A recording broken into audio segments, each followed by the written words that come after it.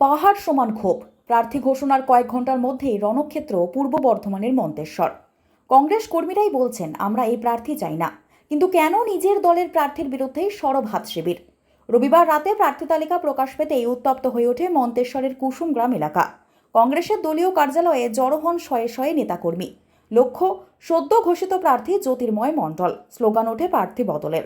ক্ষুব্ধ কর্মীদের অভিযোগ, যাকে প্রার্থী করা হয়েছে তিনি আসলে তৃণমূলের দালাল। বিক্ষোভের নেতৃত্বে থাকা ব্লক যুব কংগ্রেসের প্রাক্তন সভাপতি বাদশাহ সিকান্দার মল্লিক রীতিমতো বোমা ফাটিয়েছেন।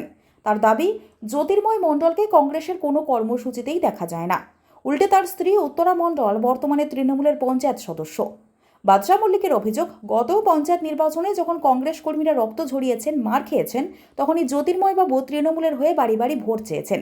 এমনকি এখনও তিনি ঘাসফুল শিবিরের হয়েই প্রচার চালাচ্ছেন। কর্মীদের প্রশ্ন, যে মানুষটা মনে প্রাণে তৃণমূল, তাকে কেন টিকিট দিল হাইকমান্ড?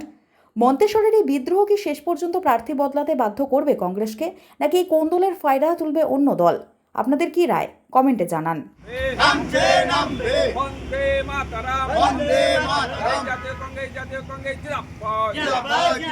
বছর পর বাংলার বুকে কংগ্রেস এককভাবে লড়াই করছিল।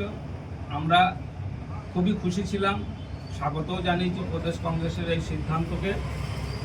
কিন্তু আমরা বর্তমানে যেটা দেখছি, মন্তেশ্বর বিধানসভায় যাকে প্রার্থী করা হয়েছেন জ্যোতির্ময় মণ্ডলকে, তিনি বকলমে টিএমসি করেন এবং তেনার স্ত্রী এখনও বর্তমানে 29 নম্বর বুথে মন্তেশ্বরের গ্রাম সভার সদস্যা।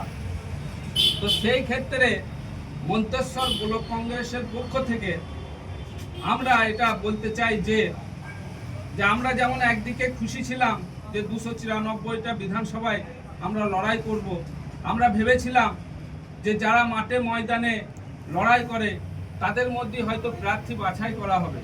কিন্তু আমরা পক্ষান্তরে কি দেখলাম, যে প্রদেশ কংগ্রেস টাকার বিনিময়ে টিএমসির নেতা কর্মীদেরকে আপনার প্রার্থী করছে। এমনকি পূর্ব বর্ধমান জেলার 16টা আসনের মধ্যে একটি আসনেও মুসলিম প্রার্থী নেই। এখন বর্তমানে যারা কংগ্রেসটা করে, মুসলিম সম্প্রদায়ের মানুষরা এখনো কংগ্রেসটাকে বুকে আগলি ধরে রেখেছে। অথচ আমরা কি দেখছি, এই প্রদেশ কংগ্রেসের যে টিএমসির দালালরা বসে আছে, তারা কি করছে, এই টিএমসি মনোনীত প্রার্থীকে সব জায়গায় পুশ করছে। তারই প্রতিবাদে আমরা আজকে মন্তেশ্বর ব্লক কংগ্রেসের পক্ষ থেকে এখানে মন্তেশ্বরের যুব সভাপতি, মাইনরিটি সেলের সভাপতি, ST/SC সেলের সভাপতি, INTC সভাপতি সকলেই উপস্থিত আছে।